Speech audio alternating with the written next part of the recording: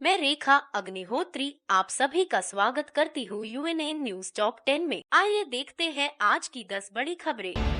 मेघालय के शिक्षा मंत्री लेकमेन रिबुई ने माना कि अगर राज्य की यूनिवर्सिटी और शिक्षण व्यवस्था की प्रगति तभी संभव है जब इस क्षेत्र में निजी भागीदारी बढ़े। Eye-opening for the university concern. As we know that the university for the last many years they have acting vice chancellor for the last more than 1 year, and I hope with this coming of this new vice chancellor, the thing will improve in the future. Okay, sir, what do you think? This is why there is everything for everybody. I am very glad that the private university have come up like this, because you know in the government sector sometimes taking a decision is a very long procedure is there, but I'm very glad that university like USM they can take a decision immediately and more immediately implement at the ground level, because in the government level we have seen that many things we take decision but implementation takes time. But I'm very glad that to see that USTM the moment they take decision and it will take only a few months or few years to implement the decision. This is a very important in the modern days to keep the youth of today the real education. Thank you. Meghalaya के शिलांग में अपने पहले दौरे पर राज्य का दौरा करने वाले केंद्रीय सामाजिक न्याय और अधिकारिता मंत्री डॉक्टर वीरेंद्र कुमार ने बताया कि दिव्यांगजनों या दिव्यांगों के लिए विशेष खेल प्रशिक्षण संस्थान या स्टेडियम देश के विभिन्न हिस्सों में शुरू किया जाएगा। शिलांग में राज्य समाज कल्याण के अधिकारियों और अन्य कार्यरत गैर सरकारी संगठनों के साथ एक बैठक आयोजित की गई। कुमार ने आज शिलांग में राज्य समाज कल्याण और अन्य कार्यरत गैर सरकारी संगठनों के अधिकारियों के साथ बैठक को संबोधित करते हुए कहा, भी होते हैं, उनकी उस प्रतिभा को उभारिए, उस प्रतिभा को उभार कर उनको उस क्षेत्र में आगे बढ़ने के लिए उस प्रतिभा से समाज लाभान्वित हो, उस दिशा में कदम बढ़ाइए। और इस तरह के नए नए प्रयोग करके जब वो युवा वहां से निकलता है, कुछ स्थान पर कुछ युवा दोबारा भी आते हैं, उसके बारे में जानकारी लेते हैं। एक बार आने के बाद ठीक होने के बाद क्या से कुछ दोबारा भी आए, कुछ दोबारा भी आते हैं। उनको इस दिशा के लिए प्रेरित करना कि पूरे परिवार की आशा का केंद्र है वो चंद्र मित्रों की संगत के कारण वो जो गलत रास्ते पर चल पड़े हैं, तो उससे केवल उनका अकेला नुकसान नहीं हो रहा है, परिवार का, समाज का और देश का जो है ना बहुत बड़ा नुकसान होता है। एक व्यक्ति केवल सिंगल इकाई नहीं होता, वो व्यक्ति समाज का एक हिस्सा होता है। वो समाज ही समाज राष्ट्र का निर्माण करता है। अगली बार जब मैं आऊंगा तो आप लोगों में से आपके साथ भी चलूंगा, आपको उसका निरीक्षण भी करूंगा। सामाजिक न्याय अधिकारिता मंत्रालय हमारे देश के जो हमारे दिव्यांगजन हैं, उन दिव्यांगजनों के भी आर्थिक सशक्तिकरण के लिए और हमारे जो एनजीओ काम कर रहे हैं, ये सारे एनजीओ शपथ कुमार जी से मैं कहना चाहता हूं कि हमारे जो स्किल डेवलपमेंट सेंटर है, उन स्किल डेवलपमेंट सेंटर से इनको जोड़ने की आवश्यकता है। हमारे उस दिव्यांगों को किस तरह का प्रशिक्षण हम देकर उसको स्वावलंबी और आत्मनिर्भर बनाने की दिशा में हम आगे बढ़ा सकते हैं। और दिव्यांगजनों के द्वारा निर्मित वस्तुओं का उनके लिए बाजार उपलब्ध कराने के लिए माइनॉरिटी मिनिस्ट्री के द्वारा जो हाट लगाए जाते हैं, महिला बाल विकास मंत्रालय के द्वारा भी जो महिला हाट लगाए जाते हैं, उसमें मुफ्त स्टॉल को उपलब्ध कराए। पूर्वी खासी हिल्स जिले के उपायुक्त और जिला मजिस्ट्रेट ने 16 सितंबर 2021 को जारी एक आदेश में 18 वर्ष से कम उम्र के किसी भी व्यक्ति को सिगरेट और अन्य तंबाकू उत्पादों की बिक्री पर रोक लगा दी है। शैक्षणिक संस्थानों की बाहरी सीमा से 100 गज की त्रिज्या, विक्रेता और दुकानदार जहां तंबाकू उत्पाद बेचे जाते हैं, वे एक नोटिस प्रदर्शित करेंगे जिसमें चेतावनी दी गई है। 18 वर्ष से कम आयु के व्यक्ति को सिगरेट और अन्य तंबाकू उत्पादों की बिक्री सख्त वर्जित है और यह एक दंडनीय अपराध है।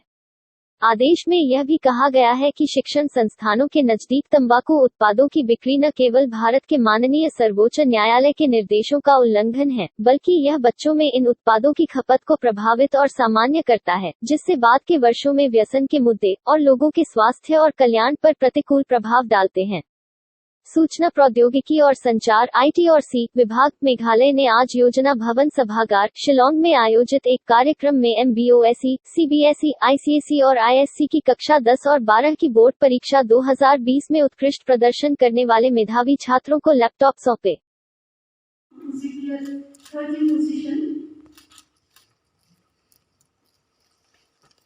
Subhash Kodal from Pathshala Higher Secondary School, Shillong, who secured 14th position.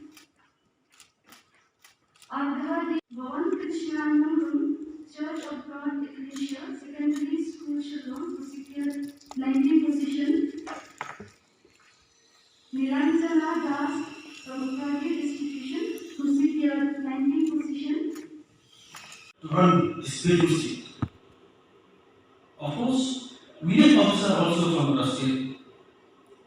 Russia, welcome, fine. But we will love to see that all young boys here will get over to run this seat. देश में junk food की बढ़ती खपत से युवाओं और बच्चों में मोटापा बढ़ने से भारतीय खाद्य सुरक्षा और मानक प्राधिकरण FSSAI ने चिंता जताई है। FSSAI ने ऐसे प्रोडक्ट्स की पैकिंग में दी जाने वाली सूचनाओं के स्थान में बदलाव किए जाने की योजना बनाई है। जंक फूड नियमन के लिए उत्पादों में प्रमुखता से पोषण संबंधी जानकारी देने की योजना है।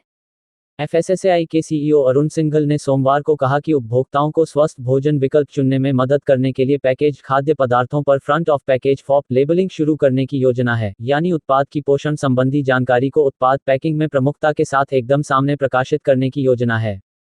केंद्र और national socialist council of Nagalim Isak Muivah गुट NSCNIM के बीच नगा मुद्दे का हल निकालने के लिए सोमवार को बातचीत फिर से शुरू हो गई।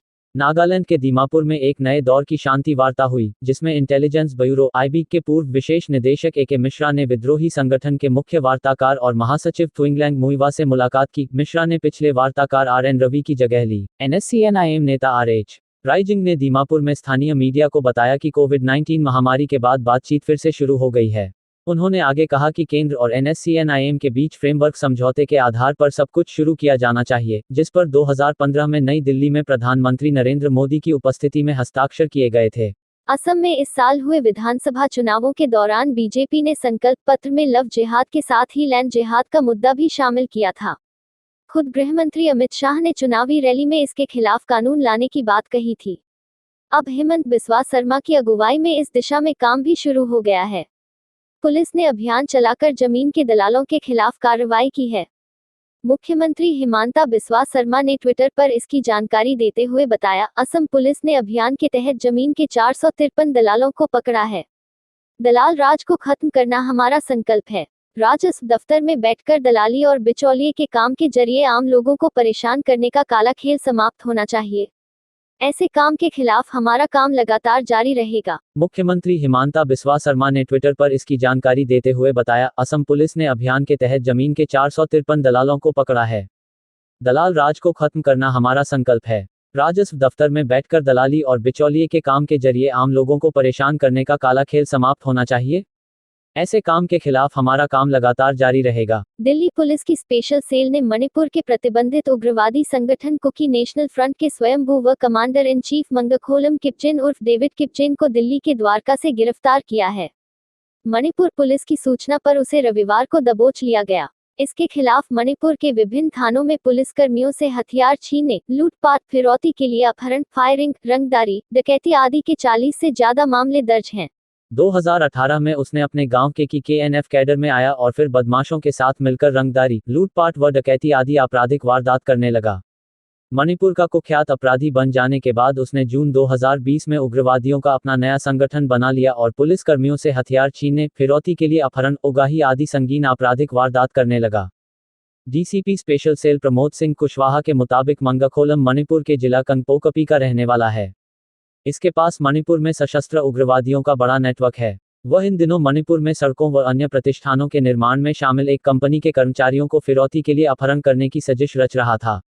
19 सितंबर की सुबह सेल को सूचना मिली कि मणिपुर के एक उग्रवादी संगठन का मुखिया मंगखोलम सेक्टर 7 द्वारका में किसी से मिलने आने वाला है। ACP ललित मोहन नेगी, हृदय भूषण, इंस्पेक्टर रविंद्र कुमार त्यागी के नेतृत्व में SI सचिन, राजकुमार, उमेश, ASI ओमवीर सिंह, नरेंद्र सिंह, सतेंद्र राणा, हवलदार भूपेंद्र की टीम ने उसे दबोच लिया। पूछताछ से पता चला कि वह 7वीं पास है। आज के लिए बस इतना ही। कल आपसे फिर मुलाकात होगी कुछ और खबरों के साथ। तब तक के लिए नमस्कार, जय हिंद।